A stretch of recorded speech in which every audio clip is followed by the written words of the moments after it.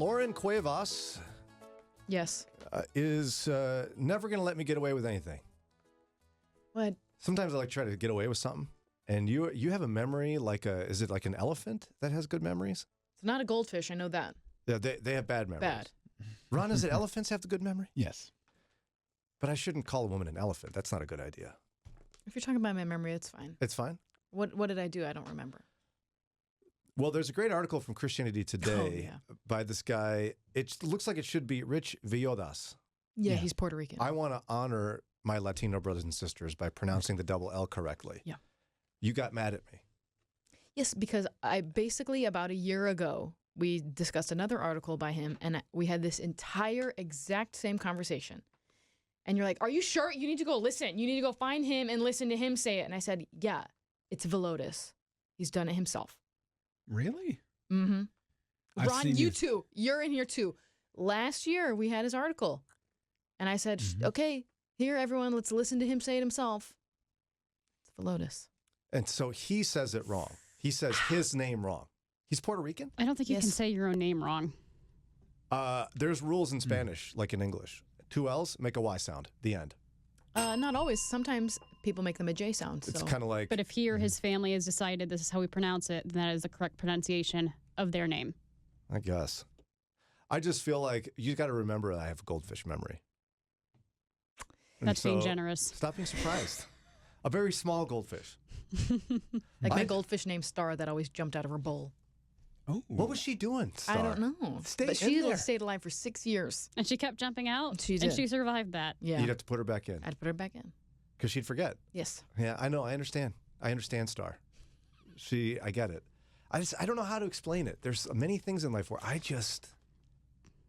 process it and then it And it just goes disappears. somewhere else. Poof, gone. I guess I'm just, I don't know, tired? I don't know what it is. Anyway, that's not the point. Rich Villodas. She rolled her eyes behind her head. Rich Villodas wrote this interesting piece about our obsession in our culture with being seen. And I wanted to spend a few minutes chatting about it. Here's what he writes. If a good deed done is not posted on social media, did it really happen? If an act of generosity is not caught on camera and never goes viral, was it worthwhile as a gesture? Like the one that gets me, there's people who make a thing out of taking a video of themselves giving homeless people lots of money. You know what I'm talking about? Have you seen this? Mm-hmm. I don't get, like, that's not about the homeless person. Yeah, it's about you. But we love this kind of thing. So he says, these questions, facetious as they may seem, point out something I've observed in my own life, a deep desire to display my goodness to others. There's even a modern term for this. It's virtue signaling. Yeah. And as snotty as I sound talking about these people videoing themselves giving money to homeless people, he's right. We all have that deep desire for people to see the good things we do. You guys battle that in some sense? I know I do. Yeah, or like even if you're not recording yourself, you want to tell someone about it. Yeah, I mean, you're not going to put it on the internet, but it sure would be nice if a few people noticed. Mm-hmm. Yeah. I even, it's a silly thing in marriage even. I do the dishes. I'd like my wife to notice. It's so stupid. I don't know why I do that. Sorry, don't say stupid. That's what I said. If Trey was here. He did tell me the other day that only I'm allowed to say it on the radio. Apparently he listened and I said it sometimes. So is that you're only allowed to say it on the radio or only you can say it? So Ron, Brian, and I cannot say it. No, I'm only allowed to say stupid on the radio. Gotcha. Thank you, Trey. So it's Yeah. fine to, however many people are listening, but within your family of 4, not okay. Yeah, not okay. Well, he can also say it to the babysitter. Yes, because he did that. To my daughter, Sophia. It's hilarious. So he goes on to write in Matthew 6, the center of the Sermon on the Mount, Jesus flips showy spirituality on its head. He said, be careful not to practice your righteousness in front of others to be seen. But when you give to the needy, do not let your left hand know what your right hand is doing. Jesus reveals a key characteristic of his narrow path, hiddenness. That's an important word for those who, like me, intuitively strive to be noticed. Can you relate? Like he says, to be a follower of Christ is to value hiddenness. And we live in a society that does the opposite. that does the total opposite, especially social media. Like, think about last time you thumbed through social media. It would seem to me most of the posts I saw were in some measure, look at me and what I'm doing or did or have. Yeah. Yeah. Jesus also calls us to humility. There is no humility on social media. No. And yet we all agree that social media isn't enough. It's a thing. It's benign. It's not good or evil. It's like the internet is not evil. It's what How you use people are evil. So what I want to get to in a quick minute here, I want to take a break so we can stay on time. It's this. He's right, I think, without question, that hiddenness, like doing godly things for God's glory, not your own, is part of following Christ. And yet social media is almost exclusively the opposite of that. So I wrote down a question on the article. So what do we post then? What does it look like to have a social media post that it's not self-aggrandizing? All right, so Rich Villodas wrote an article, even though we pronounce his name silly. I don't like it. I'm still upset about it. Rich Villodas brings up this interesting point that in today's society, we have a deep desire to display our goodness to others. Most social media posts, in some measure, point to, look at me, look at me. Look at what I'm doing that's good or that's virtuous or awesome. He said, but a key characteristic of a follower of Jesus from the Sermon on the Mount is like, Jesus is like, if you're going to do something good, do it in secret. Don't let your left hand know what your right hand's doing. That's secret. Hiddenness, obscurity in some respects. Isn't there also a verse that if you shout your good deeds, then those people have their reward? Yeah. Yes. And so there's this deep humility we're to have that really we don't want spotlights. Everyone knows I love a good spotlight. So I'm talking to myself here. But he brings up a good point, right? That social media is all about this. So I'm just trying to figure out, what would a social media post look like that isn't virtue signaling? I don't know if it's just like, an update on your family or something. But the update would probably be, look at how cute my grandkids are, or Not necessarily. look at how beautiful my daughter is, or I'm guilty of the grandkids one. We're all guilty. We're all guilty. Oh, absolutely. I post a lot of things that are little stories from my news service. You do? Yes, you do. And that's not pointing to me at all. It's trying to be helpful to others. So Ron has done it. That's one.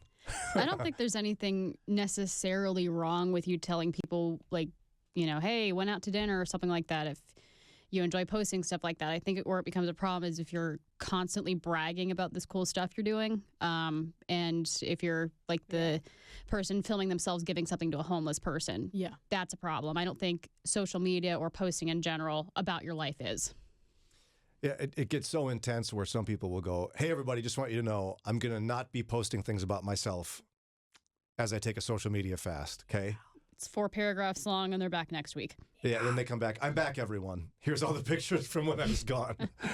It's a thing. It's a problem. I think we all struggle with this, and social media has made it worse. It's the idea of being less so he can be more.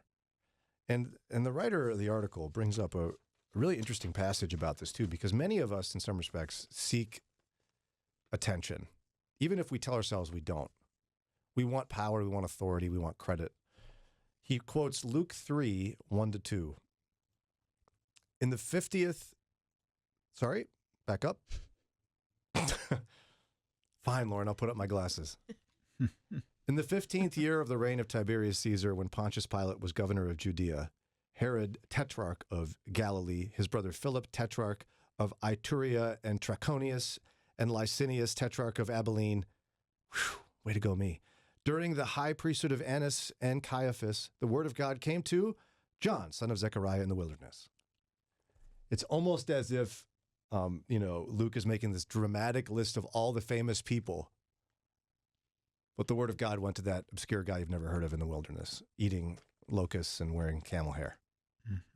Like, there is a part of the Christian faith that requires us to be less and less. So how do we do it?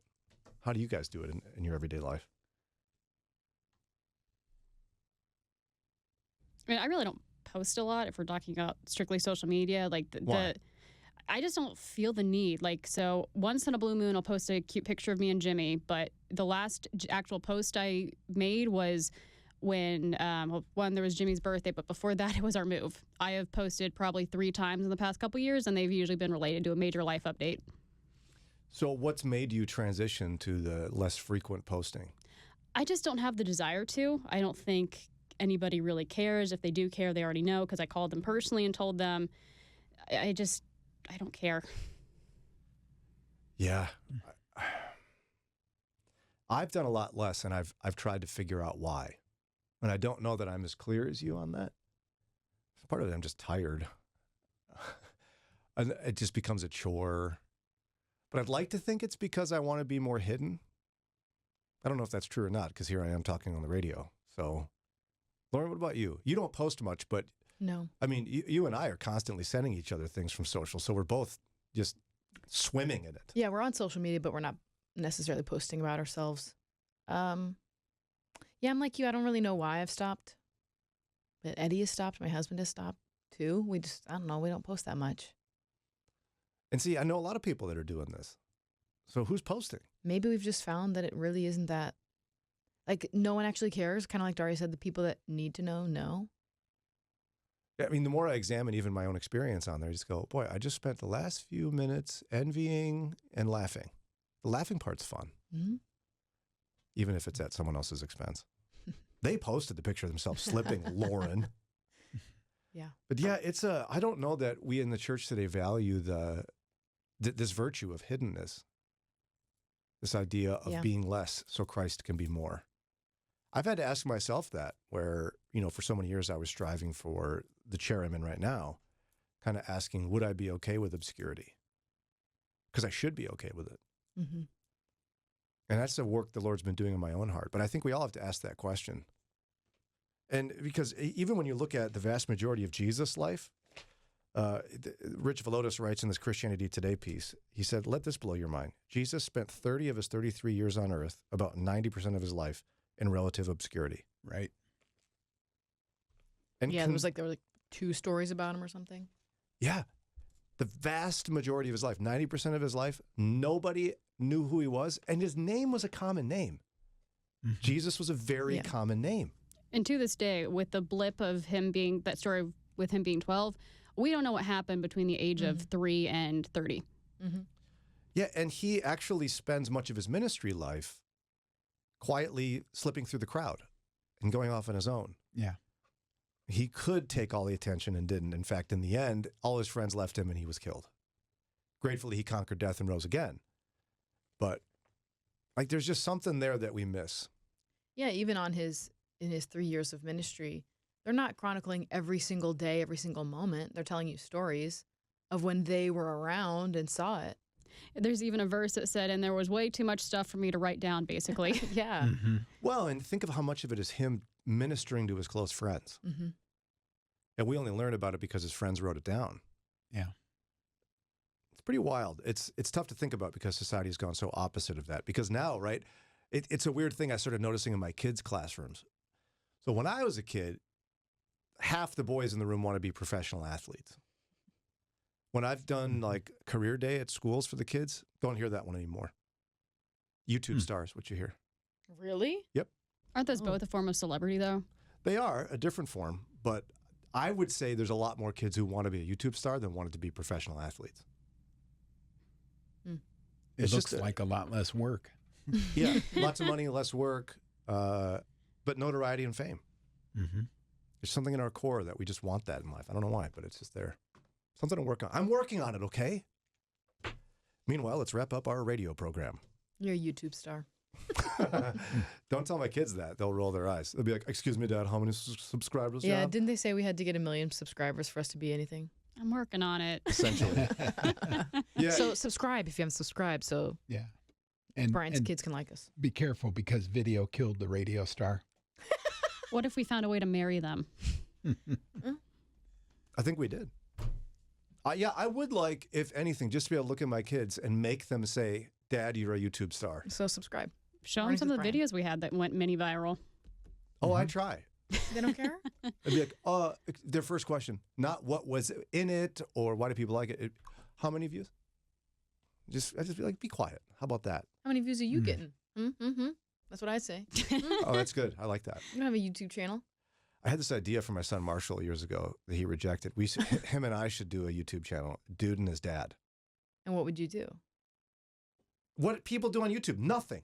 No, you have to do something. We would do dumb stuff. We'd play, we'd do Fall jokes. down. It doesn't matter what we would do. And he rejected it, and we would have been Probably gajillionaires. because there was no idea of what to do. Yeah. Now a bunch of dads hang out with their kids and make millions. Well, they what do you play want? with toys. Well, fine. I Yeah. play with a toy. Give me a toy. Here, I'm playing with one right now. I have a fidget spinner right here. Look at me.